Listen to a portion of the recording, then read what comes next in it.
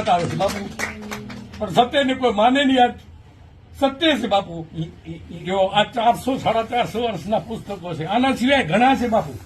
સત્ય હું જે બોલું છું ને, જો જોલી, ધોકો, પરબ, દાદા મેકરનો ઇતિહાસ, પછી 5 કરોડ લઈને એવો ધર્યા.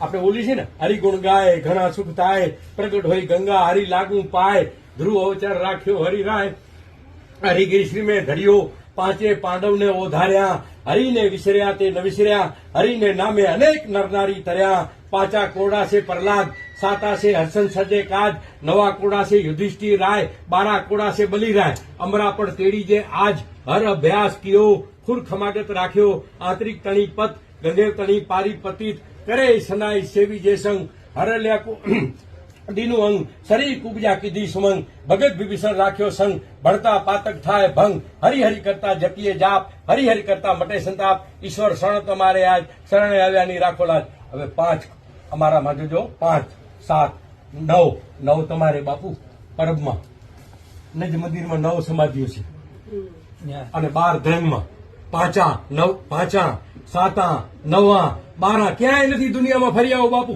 આડેસરમાં 7 છે. આડેસરમાં 7 બાપુ. આડેસરમાં મમૈયા રાજા થઈ ગયા.